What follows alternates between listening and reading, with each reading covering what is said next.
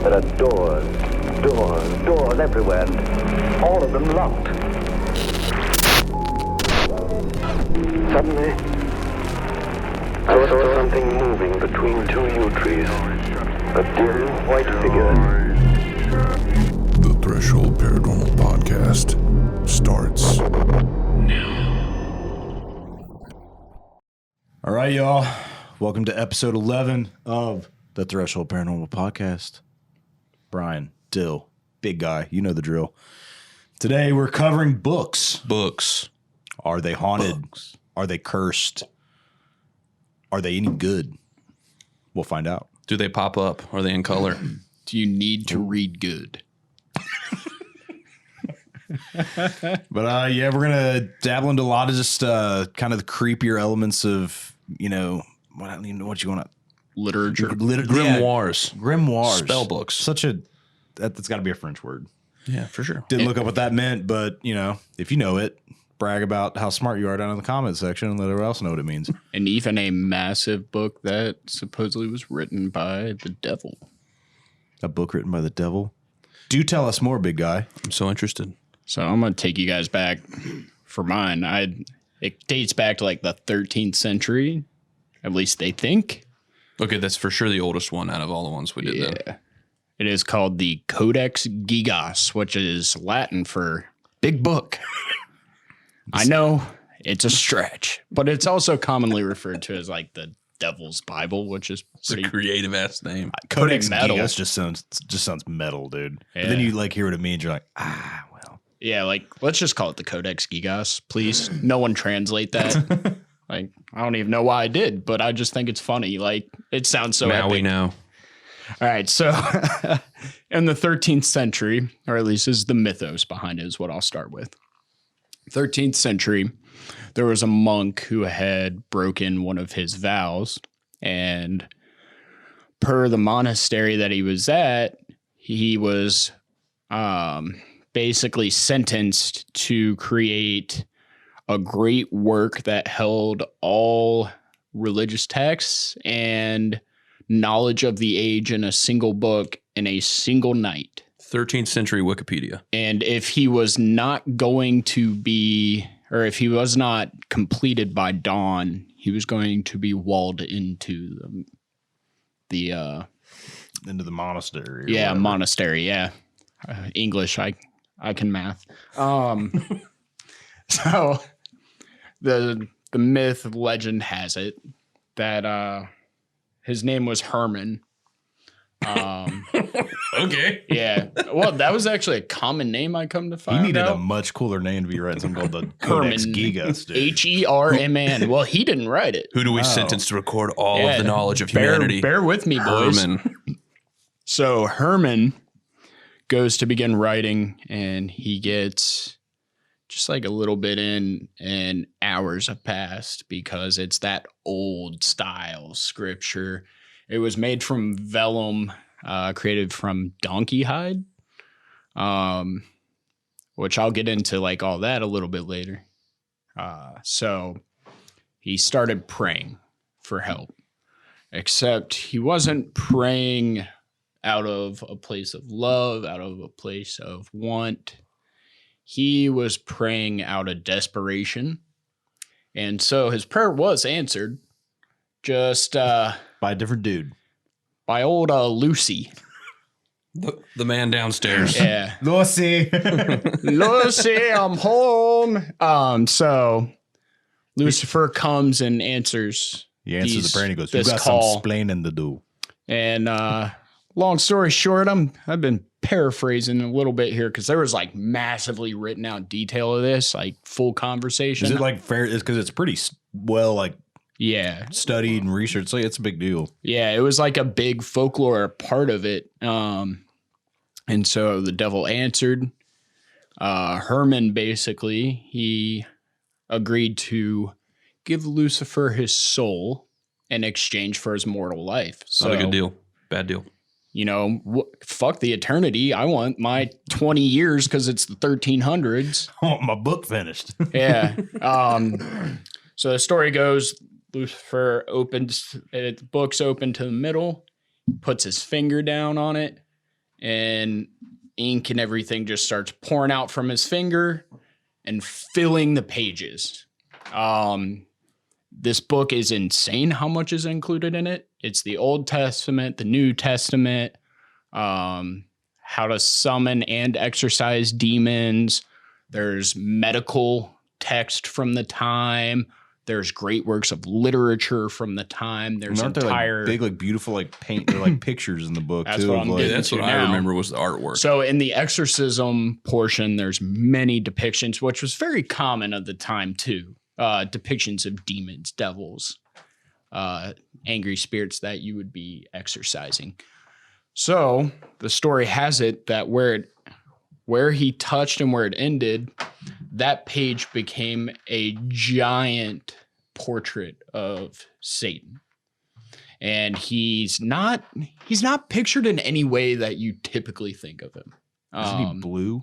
He's green. Green. So he has a green face, a forked tongue. He does have the horns Green Man? and like hooves and then red eyes. And the odd part I find is that, and to me, why it makes sense within the part of a religious text is on the other side, it is the exact description of heaven. So it's tall golden towers and pearl streets painted. So here's your book open. Left side, heaven. No one in it, though. No people, no angels, nothing, just the streets. And on this side, it's just a black void with what is believed to be the devil. It's the largest depiction of him in any work from the time. Obviously, we've probably topped that now because we're a bunch of degens. There's a Baphomet statue out somewhere. Pretty sure every Iron Maiden tour probably has a bigger depiction of Satan. It's painted on the side of an airplane or some shit. At the time, and that's actually how it got the commonly referred to name as the Devil's Bible. So the devil says it's complete. I like that name way better than Big Book. Yeah. I think another little back thing that I remember is like when it was being studied is because of how like giant the book is, like just in its scope and scale and everything. I remember like literary people were studying it and they're like, it looks like it was all written in the style of one person. Like it doesn't look like, because usually when someone else would take over on finishing a book or writing, you can see it in the writing itself. The calligraphy changes a bit. They said this stays uniform throughout the entire. But it would take decades on decades to complete this. And it would have been a life's work. So the myth goes, the head of the monastery, I can't remember his name or like the official title of the time. He came to the chamber in the morning fully expecting to wall Herman, and the book was there. Completed. Herman was absolved of He's got his feet up on a desk. He's smoking a cigarette. So the plausible explanations is Herman just got to work. Herman went in beat. He slammed 3 bang energies and was like, bangs. Shit, he was doing like a whole new level of 13th century cocaine. Yeah, He's drinking Belgian triples. Some monks brewed that shit up. Putting in the overtime. So that's not even the end of this myth. Apparently, a little bit down the line, Herman realized how big of a mistake this was. He goes to the statue of Mary, the Virgin Mother, He prays deep and hard about it. And Mary answers the prayer, tells him, "You are freed from this contract. You will be allowed in the great heavens." Herman, out of joy, lets out this big sigh of relief, collapses. Suddenly, Mary starts breaking out in green scales. And it's the devil saying, "You cannot get out of contract that easily." Oh, God. That is and Herman dies on the spot. So here's what I want to know. That would be a killer. I'm sorry. Okay. Anyone, doubt no one from Hollywood's ever going to see this shit. But how cool of a movie would that be? Right. Starring Jake Gyllenhaal. Jake Gyllenhaal? Or the incomparable Liam Neeson. Liam Neeson. He's just look at the devil. I don't know who you are. Yeah. But I'll find you. There's you killed my dog. There's only one man who can defeat the devil because he trained the Batmans. Is he a fiddler from Georgia? So Charlie Daniels? Well, that's Liam Neeson's. Oh. He's That's not a song actually. about it. He's not actually Country music from fact. Ireland or wherever the hell Liam Neeson's is from. Georgia. He's from Georgia. I knew it. Probably around the Macon area, I'd guess. So, so what I wanted to go over is like some cool things to just like get the idea, like the scale, right, of how large this book is. So it's 36 inches tall and 20 inches wide. So like 3 So foot it's tall, 3 foot almost tall 2 foot wide of a and book. 2 foot wide book. And how many? Like it's got to weigh if it's And made it's out of 8.5 inches thick. So how much That's is what it? she said. So It like, if it's obtains- made out of, you said it was like donkey hide. Yeah, it was donkey hide. It okay. weighs 165 pounds. I That's a heard like the book. rumor that it was made out of human skin. Or they thought it was It human was skin. donkey. Well, so the myth behind the vellum that it was created on was it's the hide of. Hold on, I wrote this down because I remember seeing it and thinking that was nuts. It's printed on like Staples copy paper. Yeah, Dunder actually, yeah, Mifflin. that's where all the Dunder weight Mifflin. comes from. I forget how many donkeys it was. It was like a ton of 160 donkeys. That's a whole lot of ass in that book. So yeah, it's a dump truck, dog. That book is thick. Those Two C's. Those poor donkeys. So Did the donkeys the have to sell myth- their souls? well, the myth got added on that these donkeys were sacrificed in satanic worship, but that kind of feels like an add-on. Yeah, it feels like someone did at the I- end of it, like, Yeah. dude did it for the devil. And I was like, oh my God. The he goes, monastery "And they're the donkeys." unknowingly just with no purpose of it just sacrificed But 160 here's also my thing donkeys. too, like how perfect it's that, it's those good stories, like all these holy men in these monasteries and stuff up on the mountaintops. And back in the day, some of them were dabbling in some crazy shit. Oh, they still do. Look at the Oh, yeah. Catholic Church. Oh yeah, some of the deep dark sex of that stuff, and there's got to be there's some holy men out there that have been in the past, probably present, that are into the flip side of the coin they're on. But And Catholics, don't be mad at me. It's just fact. Like, it's just there. It's not your religion specifically. no, it's but yours is the most They televised. think that the largest collection of satanic literature is Is in the Vatican. Yeah. It is the largest single. I would have guessed collection. Library of Congress, but Well, that's a different It's probably the second kind. most. Yeah, different. Yeah. Actually, it's under Mount Rushmore, and Nicolas Cage found it all. Dude, why can't we have Nicolas Cage on the podcast? Man? So we could. it was originally 320 pages thick. What do you mean originally? That's where we're getting. You got now. me. So, it actually, like, what I found about this is like there's that awesome myth, right, of its origin, but it's almost just as cool when you get into the journey that this codex has gone through. So it was in kind of like the Germanic area of ancient times originally, and it was picked up by the Swedish nationals at the time. I forget what the actual What name flag of they were their under at that time? I don't know. Who knows at that 13th century. Vikings. So there was a fire in the library that it was at, and so to save it, someone threw it out the window.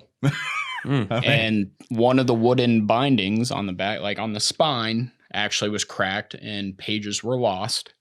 It actually landed on someone and killed them. R.I.P. Yeah, I was gonna say. So you this wanna be book under has the a weight death count, boys. Literally. It's this. Yeah, 150 donkeys and one dude. Yeah. Blood is on this book, dude. So it was it kind of stayed with the Swedish Like church? I guess, or monasteries at the time. It was kind of passed between a couple monasteries with the original having full ownership. And then there was, God, what was this guy's name? I should have actually like highlighted this way Probably better. something like Steve. He's from Sweden. It's probably like Magnus. So it was King Rudolph II, Way cooler. Yeah. who he kind of had a reputation. He collected a lot. He was very into Did he have a reading shiny nose? the occult and reading about these things. And he had kind of a reputation where he would borrow these great works that involved these things and religious documents from like monasteries and stuff. So I'm like, yeah, I just want to take it back to Prague and I want to read through it and then I will return it. And it just never makes it back. Oh, You know, he would just steal it. He's Libraries borrowing it. Well, he didn't say Yeah. for how long. That's fair. So it went to Prague, and then when Prague fell in a massive war, I think it was like the 300-year war or whatever, it was then obtained by the Swedish National Library, where it's resided since. The other kind of crazy story is there was a night security guard for the library.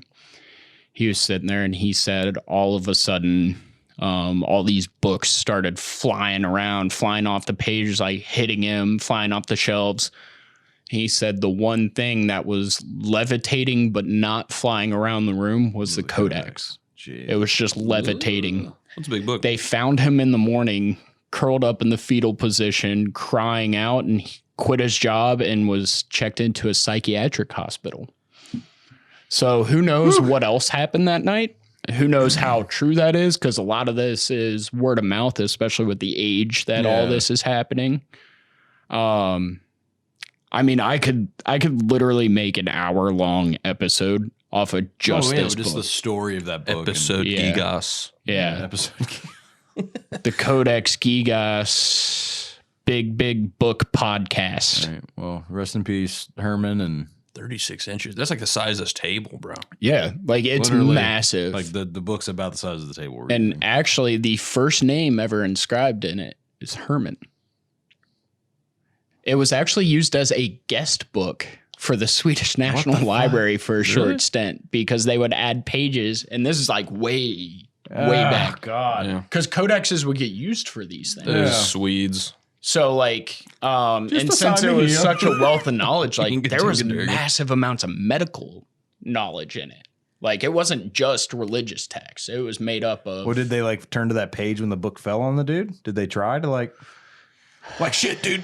Page 242, 242, and the guy's just screaming underneath the book. We got you. Hold on. They're like, just turn and turn. And no, I'm pretty sure that dude, like, I bet that's how the spine of the book broke when it broke his spine. Like, it just, poor dude. Imagine just getting crushed by the devil's Bible. You ain't going upstairs after that. What killed Uncle Joe? A book. Books. That was in the obituary. So stay away from books. Death They by kill. gravity. So kids, if you're listening to this podcast right now, this whole thing just tells you that books are dangerous. Be careful. Yeah. If they're 36 inches wide. Big books. Yeah, if they're 165 pounds. Oh, it's 160? Yeah. So thick That book, dude got boy. pancaked by that book. Yeah, he got hurt. Or did I? Was it one second? I don't know what this library looks like. I'm picturing like Dracula's castle or something. that he's it throwing has it to out look- of. It has to Well, look now really it's like metal. super It had to modern. be a stormy but night too. Oh yeah, Now it's like it's just super full of modern. IKEA yeah. furniture. Oh yeah, 165 pounds. My question is, what kind of Chad yeeted that out the window? How big was this window? How big And was did- this fucking monk? and I swear, if he didn't just yeet, And he'd have the wherewithal to be like, heads up. yeah. Watch out. I'm throwing the that's the Codex thing is, Gigas. he was so ahead of his time and roided out. He did yell heads up, but the guy took it literally and went, "Whoa." He was speaking Swedish, and the other guy was speaking German. Lost mistranslation. Just looks So up. yeah, it's Learn heads up in every language is the moral story. maybe as a memo we'll put up like a little Oh yeah, tons of the- pictures of the Codex. the image of the devil especially. Put it up 'cause a it's- picture, like, right It's here. creepy. of a donkey with like rest in peace above it. And then a donkey flying across. Yeah, because like we want to remember all those donkeys that gave their life to make that book. Moment of silence for the 150 donkeys. Yeah. All right, I think that's enough. Silence. Also, let's put up a picture of Nicolas Cage and Liam Neeson's The Incomparable. the one and only. And it better be Ra's al Ghul, So with Liam Neeson's. with the next stuff, you know, Dylan took his research and ran with it. Yeah, I wrote a Codex Gigas of notes Yeah, here, I'm sitting here with a few pages, but I of wrote it on stuff. a Android, not a donkey. See, that's where you Too fucked soon, up. man. Well, we're going to jump forward, I guess, I mean, 100 messed up. years or so. A lot of these books are kind of the date, like they didn't date them. You know, it didn't say like Pulitzer Prize winner 1457. You know, they're all kind of, they guesstimate when they were published. But the two that, well, I researched 3 books, but these two are kind of related, are the Keys of Solomon. So I don't know if you guys know about King Solomon from the Bible, but he's this sort of Mystical fellow. And a lot of like magical stuff gets attributed to him because he was like the first magician. A lot of people call him the first magician. Mesopotamia, right? Or something like that. It was a long I didn't read that far, but he's a magic dude. He's got a cool name. I've always Yeah. liked that name, man. King Solomon, man. That sounds like you're a pretty real rad. king. But you dude. got to have king in the front, or else it just sounds like some rando. You think he had like For a sure. nickname? Sully. Sully. King Sully. Yeah, those people got killed for sure. Yeah, you were dead if you did that. They were turning you into a book. There's a lot. He's kind of a mythical figure in and of himself. You know, like his temple, the way his temple was laid out has some kind of significance. He was like somehow related to the Freemasons, which is, you know. But his entire like thing, like King Solomon is brought up in so many religions and so many circles of which, and he's brought up so much historically. So you know the dude was dabbling in some really crazy stuff. Right. And all these books, I think you have a few too, that they came into Europe at an interesting time. This is like the 14th, 15th century. This is the Renaissance.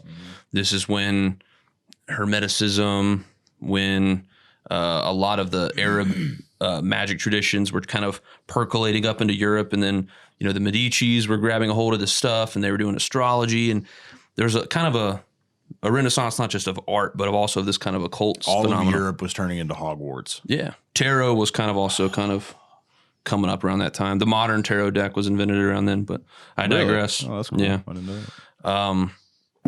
So the Greater Key of Solomon, the first one that was written is attributed to that Renaissance era, right?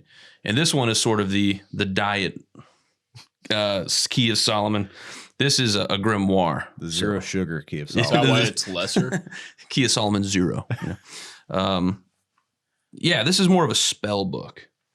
So I guess the story of the Greater Key of Solomon is it was written by Solomon and then given to his son I don't know how you say Rehoboam.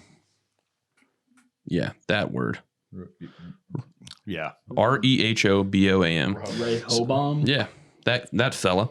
So Solomon wrote this book for his son, gave it to his son, and commanded him, when you die, you need to bury this book with you. This is the myth, right? Mm-hmm.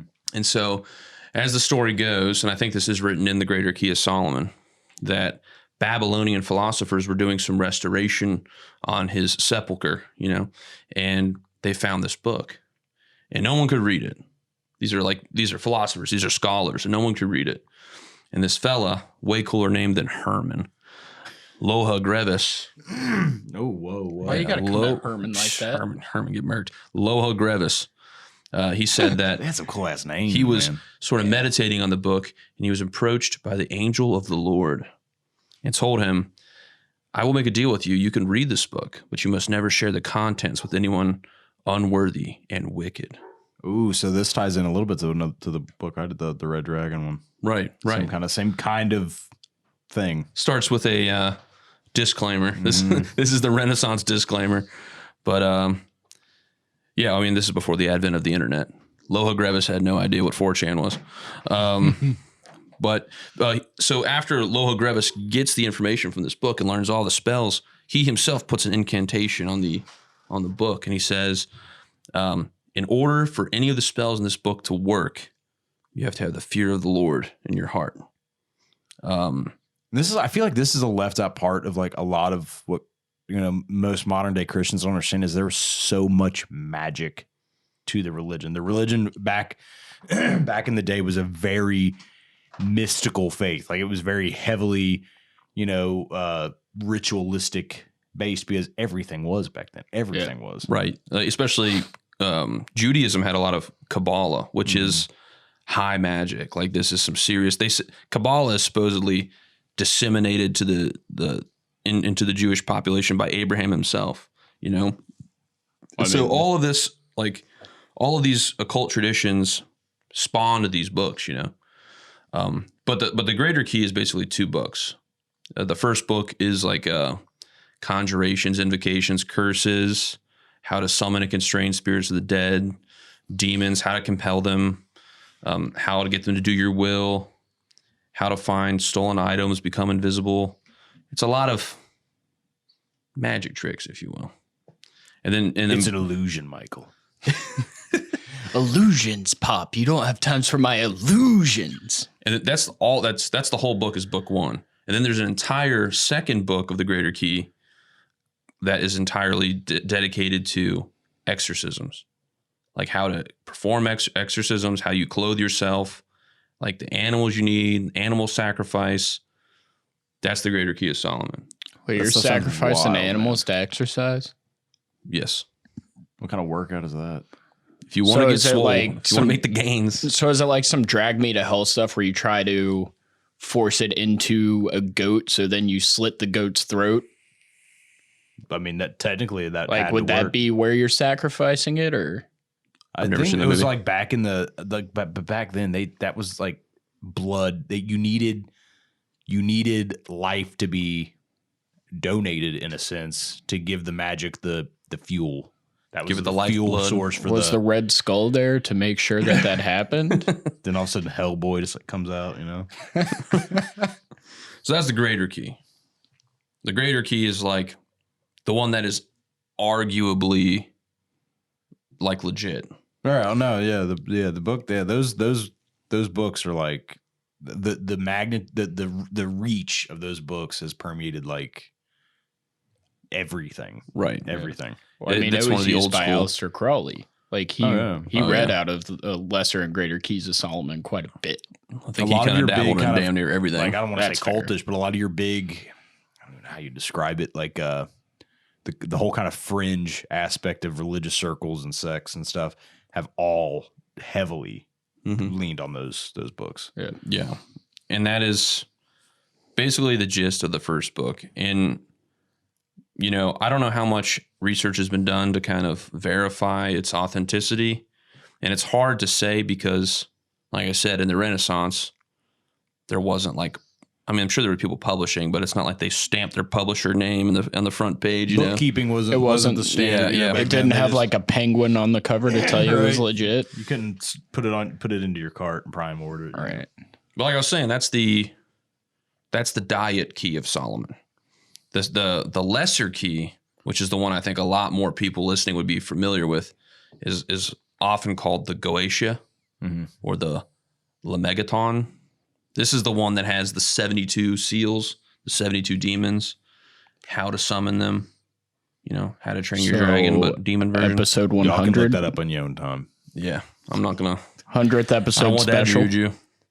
But it's interesting because a lot of the books that were published in that Renaissance era bounced around and were rewritten and revised by so many people that the lesser key actually shows hallmarks of other works.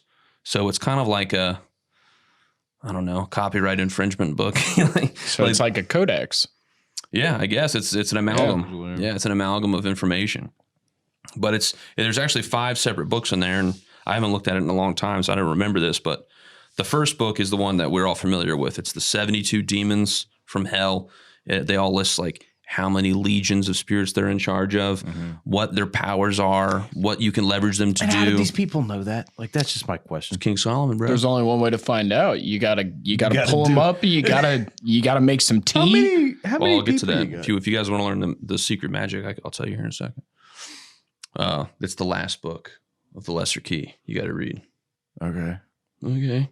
Look at Brian just suddenly so nervous. Like, God, he's gonna start reading it. So the Goetia is the first book. The Ars Goetia is like the seals themselves, like the images. And then the third book is a weird kind of, I don't know, intermission in the book. It's supposedly attributed to the Apostle Paul, which is the trippiest stuff in the Old Testament Bible, or is New Testament, That's New Revelations, Testament, yeah. New Testament. Yeah, Revelation's new. Yeah. And it mentions like astrological seals and astrological calendars. And it lists, the first book lists 72 demons. This book lists the 24 angels for each hour of the day. And I guess how to invoke them or summon them. And then there's the Ars Goetia, which is the fourth book, teaches you how to make wax tablets to scry to those angels. And then there's the fifth book, the Ars Notoria, which lists certain prayers to grant eidectic memory and instant learning for any magician. And many copies of Lemegeton do not include the last book. If you took these magic tricks to Vegas, dude. David Copperfield's like, you want to see this elephant disappear? Like, God, you'd be like, you want to see me summon the hell army? So, or something? Actually, when I looked into this myself a little bit, especially the angels portion, because that to me never was something I originally associated with it. Right. When it had the descriptions of the appearance of angels, dude, they are not just like They're glowing horrifying. people with wings, dude. No. They look like some stuff out of H.P. Lovecraft. Yeah, dude. Yeah. Like they're wild. it's like one is like just 200 eyes Yeah. They're like together, fourth dimensional. and they crazy. shine so bright that they'll blind you. Like they're nuts. Yeah. I think a lot of people, when they think of the Lesser Key, they only think of that first book. Yeah. Because I always thought the Lesser Key was the Goetia. I thought it was That's what I just the assumed. one book, just the 72 demons. I didn't even know about these other things. So this is interesting. Yeah, that's probably what goes to show like the scope of these things and how they were able to influence everything. Because I mean, look how massive they are themselves. Right. So to be borrowed from for hundreds of years, Yeah. repeatedly over and over again, it's going to happen. And Alistair Crowley wrote his own Lesser Key he did. because Because he's a Alistair Crowley, dude. The question is, was wanted he to. on or off of heroin at the time? this seems like a very heroin-fueled book. Yeah. Probably something I would Yeah. attribute to that. So what Dylan was talking with the Keys of Solomon actually tied into something that I ended up looking up. And, it's a book that's known to be part of what's called the Grand Grimoire. The book itself is called The Red Dragon, which I found you can actually purchase on, Prime right now. I looked it up. It's like $6. It's also for a great paperback. movie. Yeah. Is it $6.66 after tax? But it's known to be one of the darkest, most cursed, and most powerful books written. The author, just like a lot of these things, no known author, but like the earliest date when they can pin down to when it would have been written, they're guesstimating is about like 1521, 1522. Kind of like bounces around that time. It's the entirety of the book is mainly, from what I gathered on, it was like the darker side of all of the magic. So you had black magic, dark secrets of the occult, like things that you weren't supposed to be taught. This is what this book was. This was like the cool kids club, the bad kids thing. If you wanted to be hip and with all the everything else. This was the edgelord book. Yeah, but this book supposedly was how it taught you how to summon Lucifer himself. They had things to where you could summon the lesser demons. Could have just asked Herman. Yeah. knew. Herman's got him on speed dial, dog. Yeah, so it's said that the book was taught mainly the book was there to teach you how to deal with these things. So once you summon them, this book, I guess there were other rituals to teach you how to summon them, but this book was like a lot of the intricacies on how to deal with them to get what you wanted from it. Right. Is How to leverage how them. to talk to Lucifer and the demons and everything once you summon them. Backwards. Do you have to talk in Latin? You put on a Carpenter's album. And you, I command you. You play Chicago in reverse. That's in Chicago, dude. That's it. but the Little Nicky reference. the old copy of this book, like I said, you can buy new ones on Prime, but the OG copy of the book is kept in the Vatican right now, and the church has actually performed numerous blessings and rituals with the book to try to purify it, because they think the book itself is an evil thing. Like the book is almost treated like a demon in and of itself. So they've tried to put protection rituals and prayers over the book, and they throw holy water just to try to keep it in check, because the book is said to have its own power to make you want to read it. This sounds Like an like influential oddly power. like the opening of The Nun. Oh, dude, it where they're wouldn't- trying yeah. to trap Valak, and they have nuns there 24/7 praying But it. the big thing with this is like, and I think the Vatican's even spoke out on it, is like, even if they say to anyone who reads this, I guess this is why this book, The Red Dragon, is so feared, is because it said that it just by reading the book, you are willingly giving your soul over to the devil. They need to put that on the first Yeah, page. there needs to be like a disclaimer.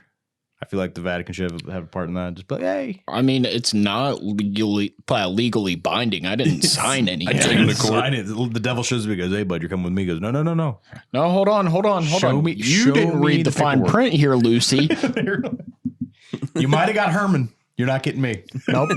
Been down this road too many times. I've read up too much. It's there was only so much available like to read up on that book. Like inside, like it mainly was just like a lot of the ritual work, the how to do this, how to do that, how to command over the demons, how to keep them under your control, and all that stuff. But what I don't understand is the book.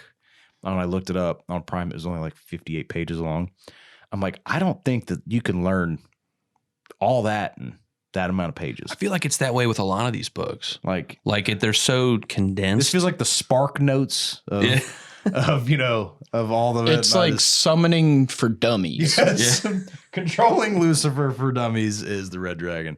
But yeah, if you want to go visit the actual copy, it is in, just got to go talk to the Vatican, guard and be like, hey, I mean, check this out. Really, if we want to see it, we just got to tag team Tom Hanks and Nicolas Cage together. Tom Hanks gets us in the get it Vatican. out of there. Nicolas Cage steals it. We'll get it, dude. That is how you get it. That's the winner. And Liam Neeson's for protection. Liam Neeson's. Answer that clip. Tooken 2, starring the incomparable Liam Neeson. Yeah, so I was mainly looking at so that was my only really kind of like demonic book, because I know like when you mentioned like the Solomon stuff, I know that even though it in itself is not demonic, it is It's instructional. It dabbles in everything. Right. So that was my little tie. And once I found out that's what you're researching, so I'm like, I had to throw that in there. But my other two are mainly just like it's the mystery behind them and the tragedy with them and just stuff that's kind of followed them. And one really good one that really interests me, because mine are all pretty short. This one is probably to me the most interesting that I looked up. It was called The Book of Soiga. And That's so new to me. Yeah, this book is also known as the Book of Death. So but official raddest name, the book of Soiga. Like a great song title. As always, no one knows who wrote it, and it's not written in any common known language. It's just this mysterious book. The letters of the book, they're written in like you can Google. There's like some images of it, but it's written in like a grid formation. I don't even know how to describe it. Like it's obviously written in some type of code. So it's But like aliens. an ancient code. The scholar, hold on, what was it? The scholar that went to like try to decipher the book his name was John Dee. To help him to decode the book, he called upon an angel named Uriel. And it was said that Uriel was like, oh, well, if you want to decode this book can only be understood and read and decoded by someone, that has that is worthy to do it. You had to be like lifting Mjolnir. Yeah, it's you the Mjolnir, I was gonna say. There's the Mjolnir So- books. So you had to have two seeing Is it stones and be in D, Salt like- Lake City. Is it D like DEE? Yeah, John Dee. Yeah, he's a prolific like Western he occult guy. he had a giant. It was said that he had a collection of 3,000 books. Yeah. And of the 3,000 books, this was the only one that he couldn't read, that he couldn't understand because I guess he was not worthy. So he was never able to decipher it and get the secrets from the book. When John Dee died in 1608, the book disappeared and was not seen for a long ass time. So in 1608, he dies. The book, it was gone. That was the only known copy of the book. It's like MIA. Yeah, and so all of a sudden, this book, 2 copies of this book randomly appear. So there was only originally one. Now there's So 2. somebody had to have been able to read There's it. 2, and they found one in the British Library and another one in the Bodleian Library of Oxford. And there's no real explanation for how the books that no one's still, but from what I could read, no one has yet deciphered the book. So both copies were in England / the UK. Yeah, but they don't know how. There's no record. Well, that narrows it down to like a couple million people at the time, right? I mean, Yeah, there's got to be somebody to start asking questions. yeah, it's time to just start vetting. I kept it kind of short on that book because the contents aren't really known, Right. but it's the kind of the legendarium of John Dee, how like you were saying he's tied into He's occultism well in known, general, yeah. and that book was almost the one that he spent the most time with trying to understand because he couldn't, you know what I mean? Right. It was the one book of all this occult work and all this stuff that he'd accumulated, and it was a book of mystery. It's the queen. That's why she's like 1,000 and still living. Oh yeah, she could read it probably. She probably wrote it. She was around for then. She was around at that time, and that's why she's just kind of still here. She's like, fetch me one of my corgis. I can't read a novel. Yeah. She just had a nice little cup of tea, a crumpet. A crumpet. What's that one dish? Spotted dick, yeah. She put a hit out on Diana about halfway through. Boy. Took a bath in some blood. That's another episode. Drank some adrenochrome.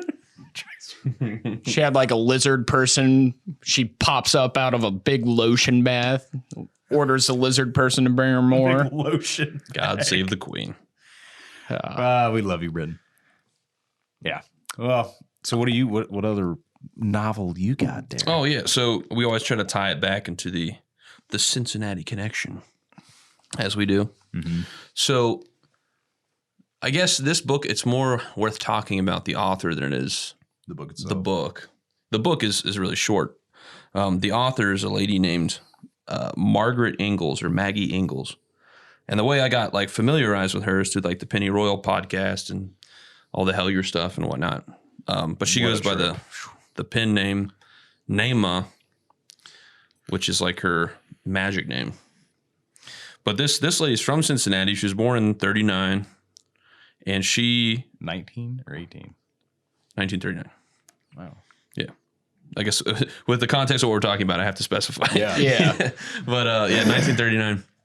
So she has all these she has a lot of commonalities with Alistair Crowley, right? Mm-hmm. We mentioned him a lot tonight, but he kind of goes hand in hand with he goes hand in hand with so much stuff. But he was brought up in a very devout Christian background, right? Yeah. Maggie Ingalls, same thing. She was brought up in a very Catholic. So Alistair Crowley was like fundamentalist Christian, biblical literalist. She was brought up in the Catholic tradition, and she was pretty devout, and she was studying to become a nun. And like on her process to becoming a nun, she started reading about occult stuff and doing yoga, which is the blackest of all magics. That's the gateway drug. It's the dude. gateway drug. Yeah. that's the Well, gateway drug, see, dude. yoga is the stretching of the devil, and Pilates is the stretching of Christ. So you What's got to pick. That's why we jazzercise? do Pilates here. Where does jazzercise fall? Eventually, I'll That's like dabble voodoo. in some yogas. It's Oh no, the blackest jazzercise. Jazzercise is straight Kabbalism or Yeah, whatever. Yeah. We said voodoo, man. Yeah.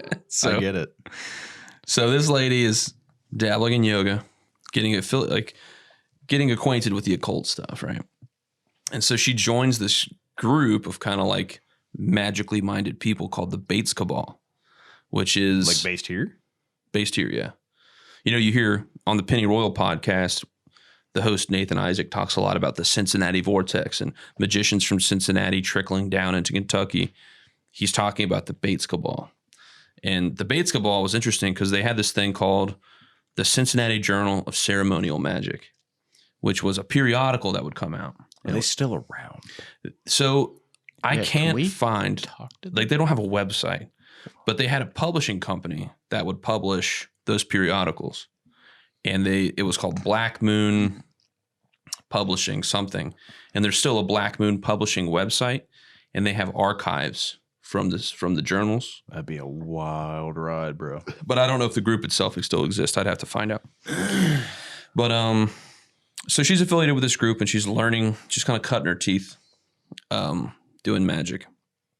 And this is a really interesting time for Thelema, which was like really what she was getting into, Alistair Crowley's religious tradition, or whatever you call that. And the OTO, the Ordo Templi Orientis, which is the arm of, sort of like the practical arm of Thelema. They had kind of a schism. So you had the British arm of the OTO, and you had the American OTO. They weren't really. They didn't see eye to eye. So the American OTO was led by Carl Germer, and the British OTO was led by Kenneth Grant. Kenneth Grant is like a super influential figure. He was like Alistair Crowley's like right-hand man. And so when Alistair Crowley died, he sort of like declared himself like... He took the reins. He's like, I am the OTO in Britain. And Carl Germer kicked him out of the American OTO. He said, you can't be a part of this. You got some crazy ideas. He was like implementing extraterrestrial, like fourth dimensional ideas into the OTO, which was like even a little too weird for those folks, And that's saying something. Right. I know. Come on. So he starts this thing called the Typhonian Order. Dude, whoever names this stuff, man. Rad. Dude, I want them to make my next. I'm starting a new game. Why didn't we talk to them before we named our podcast? we should have reached out. Typhonian Dude, threshold. now the threshold sounds so bad. Like, I'm taking this fucking hoodie off. God, man. why couldn't we have been the Typhonian Paranormal Podcast? I don't know what the significance of the word Typhonian is, It but it sounds is weird. rad. So he made the Typhonian OTO, and which is an offshoot, just a little bit different flavor. So to bring it back to Maggie, she's digging that stuff. She's digging Kenneth Grant's work, and so she's dabbling in all this magic stuff. She's going to Mount St. Joe here in Cincinnati. A Catholic university. Yeah, she's studying English lit and like getting educated, right? And so she's learning about Alistair Crowley. And so, I don't know if you remember Alistair Crowley's experience when he wrote his book, but it was basically like he had this prophetic experience.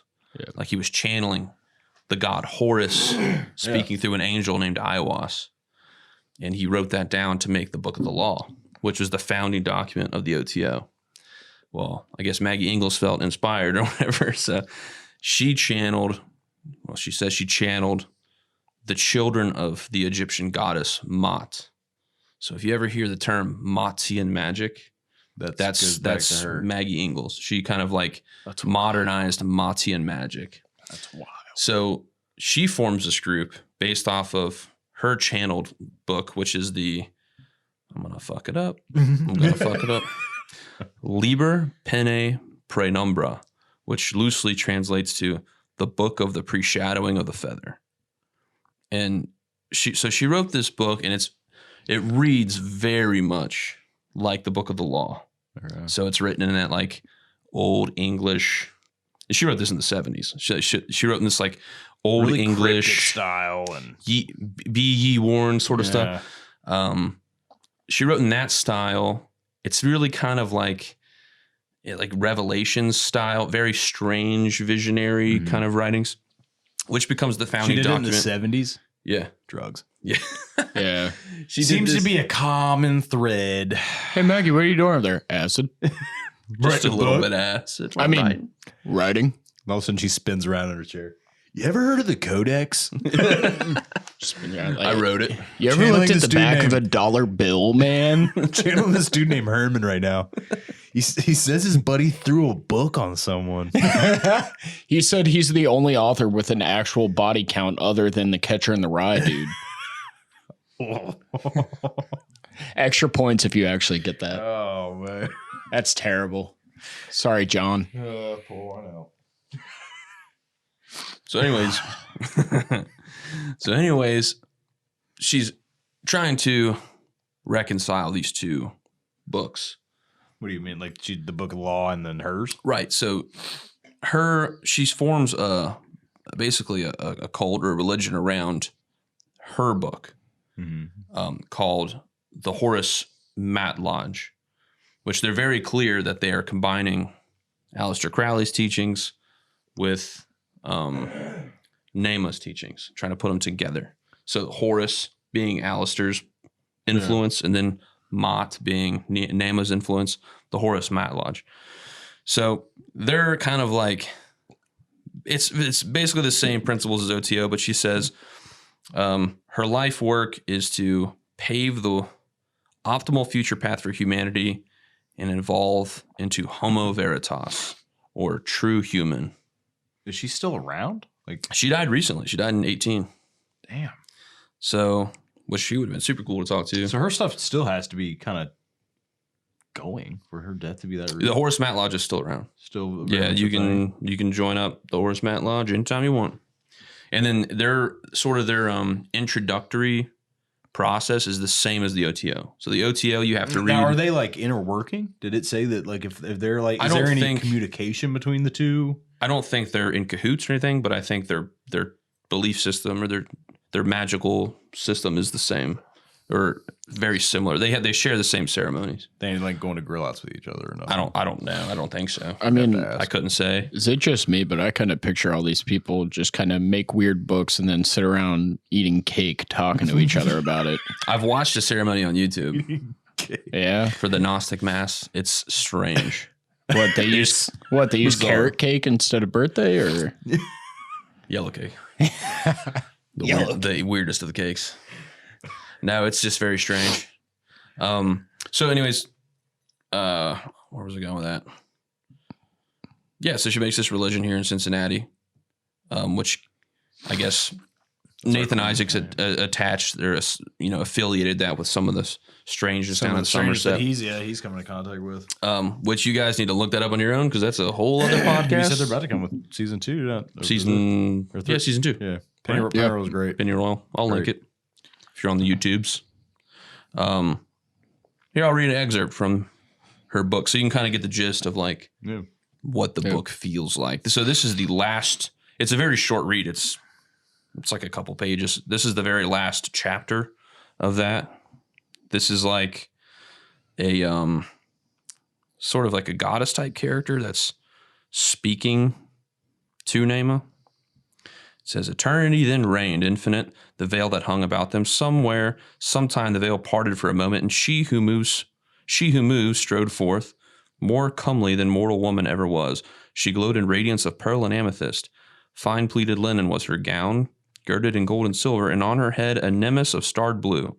Her crown was but a single plume, freestanding, and in her hands the ankh and wand of healing. And then it goes on to say, like, unto each warrior priest she moved, embraced and kissed them. Then seated in the midst, she spoke as a comrade equally ranked. And this is what this figure that they're describing says to them. All ye who practice well the high art, hearken, there shall be nothing hidden from thy sight. All formula and words shalt thou discover, being initiated by those who work. It is to aid the law of will. It's just, it sounds so good. it kind of piggybacks off of like you can definitely I see where you got the revelations. OTO. Yeah, you can Right? you can see the heavy influence. That's exactly Crowley how, influence. That's Yeah. the way that the Book of the Law is written. So speaketh the Lordeth. it sounds good, man. It sounds cool. It does sound So good. they're introductory for both of those magical systems, those cults, is read their founding document, and whatever it means to you is like, Because isn't it largely like it's it's like self-interpretive, you know what I mean? Like that's kind of their whole thing, isn't that it? is their thing. Well, they're kind of big about like, how can I put it? Because Alistair Crowley was very much about like self-enjoyment, self-fulfillment. And that's where a lot of them found it was doing drugs and doing rituals that made them feel special, weird, whatever. Like, I mean, I'd imagine some of that stuff, like you probably get some type of body feeling. You can understand why Crowley went that direction, because suppose like his upbringing was super, super religious and like controlled. Yeah. And pretty much he was taught, if you enjoy it or it feels good, stop, Well, they were essentially grooming him to be a priest. Yeah. And so what's the best way to rebel against that? It's to do the polar opposite. To teach something that is Sleep with your nanny. Have no guilt. Don't be ashamed of yourself. Because that's what he did. checkmate, Dad. Oh yeah. That's The why. beast That's why 666. his wife, or not his wife. That's why his mom disowned him. She came home and he was diddling the nanny. I shouldn't say diddling. he was kind of the young one. He so, was getting diddled. Yeah. He was the diddly. He was like maybe a teenager at most then. I think he was like 15.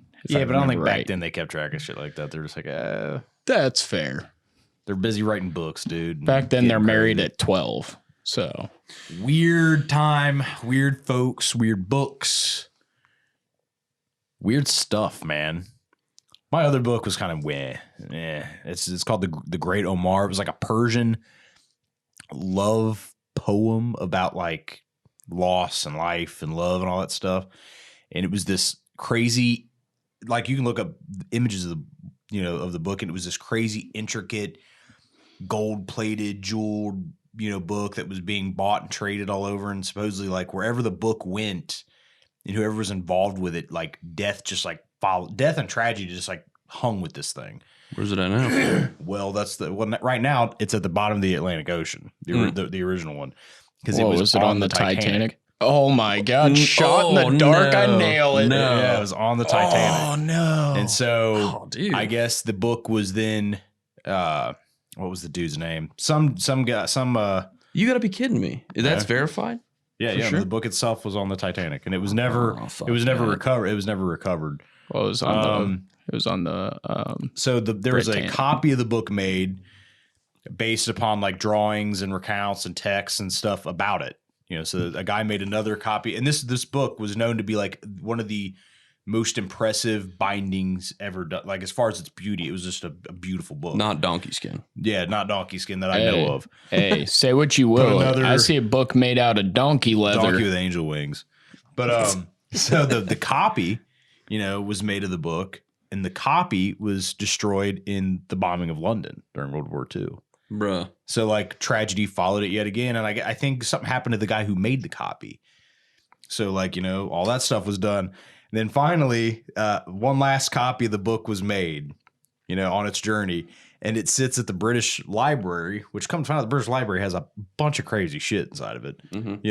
It's sitting and now next it's to a sitting crying there boy locked painting. up. No one messes with it anymore because like the book is one of those things. It's like one of those like cursed items that Case that thing in lead. yeah. But what's crazy is like I said, you look at pictures of it and it's like you understand why collectors would want it. You're like, God, that thing's gorgeous. But then it's something that everyone's like, you keep it. Let Elon Musk keep shoot that into space. How many times do you guys think Zach Bagans tried to buy it off of him? He comes in. Too much hair gel to own a book like that. I love you, Zach, but dude, lay off, man. It's 2021, Dude, man. He's probably tried to get that as a museum piece for so It's long. 2021. I mean, he's going to sit it right under the crying boy picture just to see what happens. Or painting. He's a character. We need to do an episode on popular characters in the paranormal genre. And just roast the shit out of it. Because who are we? What are you gonna say? Well, see, we'll rise to the top because we'll talk some S. And then next thing you know, we got Twitter beef with like Bagans or There's going to be these paranormal what's the other one? bad Ghost boys, Brothers. Dude. Actually, Ghost Brothers are cool. I like them. like the Oh, Ghost they're Brothers. hilarious. We Yeah. saw them at the. I like Amy Bruni and that where were we? Holzer guy. Was that at the Reformatory? Parapsychon. Yeah. I want to try to just dog Sergio because, like, if I could meet anyone, it's Sergio. You know who that is? No.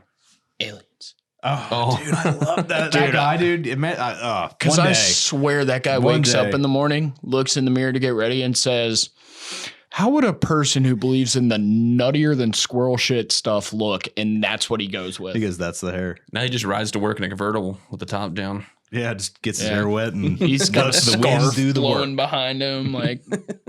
But yeah, so like I don't know the book that I mean I love the idea of us like doing this because there's so much like the paranormal and the kind of occult really go hand in hand heavily. Yeah.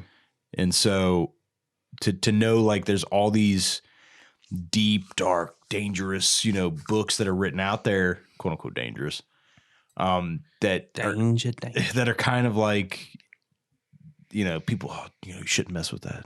Leave that alone. In reality, but like you hear about books, like these, mysterious uncodable text, undecipherable text, and these books that are causing, boats to sink supposedly, or being involved in London bombing. You got the Keys of Solomon. You got books that are made out of animals and killing people from the second floor, and it's just it's cool to know. Kind of, it's almost like going to the root of modern day paranormal, because I feel like you can definitely trace it back to that. I feel like you really can. And I know we talk a lot about like, oh, this subject we're researching is so deep, it goes so deep. This legitimately, like, it's almost confusing to research because so many things are intertwined. Oh yeah, when you get in the Keys of Solomon, it's you look up, if you look up anything to do with any kind of occult writing, it can be almost from anywhere in the world. Somewhere on that search, you're gonna see the Keys of Solomon. You're gonna see Solomon's name mentioned. Well, and then you'll end up on like some random page of like a historical figure. Like, you know, I was researching just like occult literature or something like during this, just looking for anything, because as much as I love the story of the Codex Gigas and that it's there, I also felt like, you know, maybe I could find something a little lesser known. Maybe more people would find it more interesting. But next thing you know, I'm reading about Adolf Hitler's collection of occult books. Oh, that's we could do Nazi occult. That'd be good. Nazis were heavy in it. And then that to me is what, one of my favorites. Like you were talking about, is so cool about it, is when you research it, you always hear about like these awful figures in history. I feel like that is it's the horrific draw of something like that. And it's like, you know, it's like, why do people make these, you know, murder documentaries, you know, these murder mysteries? Why are there so many World War II, you know, documentaries? Why do people go visit Auschwitz? It's because we have a fascination with anything like that. There's that, it's a, what do you, like, how would you, the darkness is alluring, man. Yeah, it's alluring. And it's not that you want to dabble in it in that way. You want to understand. You want to understand something like that. You just want to understand that. I think it's seeking purpose. This way. I think people are constantly not only seeking for like a purpose to life, but seeking for answers for the afterlife. Well, and this stuff very heavily is associated with beliefs of the afterlife, because people don't want to think like once you die, lights are just out. No, it's not a comforting thought. Yeah, it's not a comforting thought. But no one's coming back and like telling us like, dude. Right. No one knows till they're there. I think I ain't in no hurry to get there. So no, hard pass. I like it here. Herman wasn't in a hurry and he regretted it. So Herman went, shit. Well, pour one out for Herman. He brought us the Codex. Herman. The Codex Gigas, the big book, the Keys of Solomon, the book of Omar, the book of the Great Omar, the Great Omar, which is it's a Persian. It means sounds like a rapper. The book of Soiga. And the Red Dragon, that dangerous devil book. Pretty much another thing, too, is we just got to go to the Vatican, man. Can you just like knock on the door and be like, can we see your books? No, you just...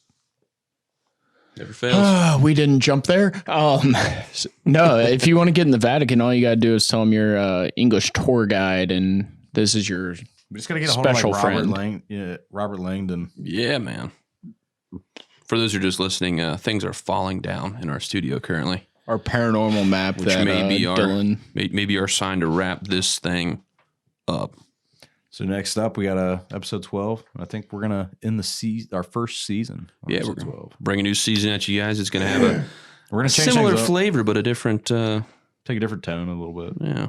The real question is, what do you guys want the season finale to cover? Yeah, let us if you know. Got any input, definitely reach out and like give us subject matter.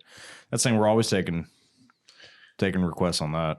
I think that wouldn't be a terrible idea if we get good feedback and good interaction. That could be how we do our season finales.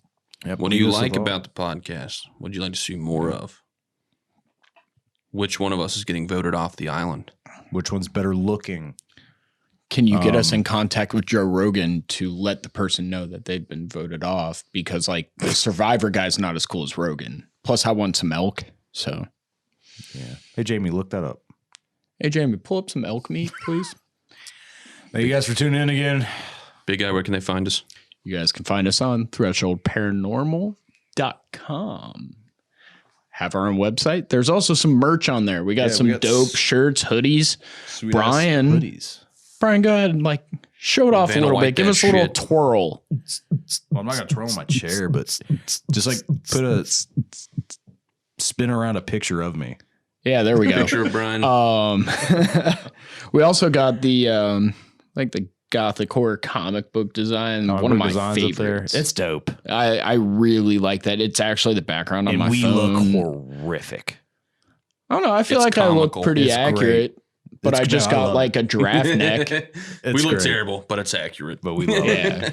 Yeah. We don't want to admit it's accurate, but I do kind of look like Lamar Jackson with that neck. So,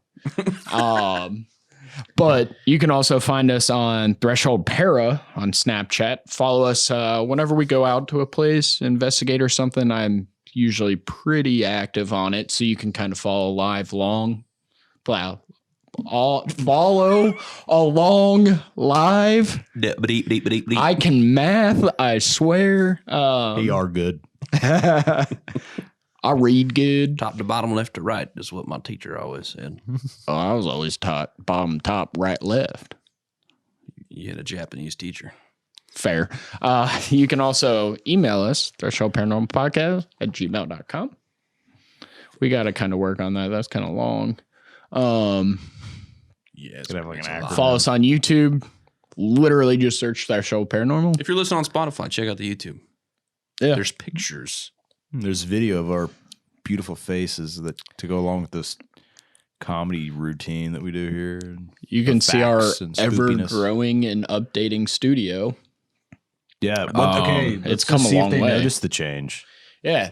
Throw in the comments if you noticed what changed. Yeah, other than that, all the normal places that you would find your podcast. Yep. Yeah. On that note, We have taken you to the threshold. stay spoopy, y'all.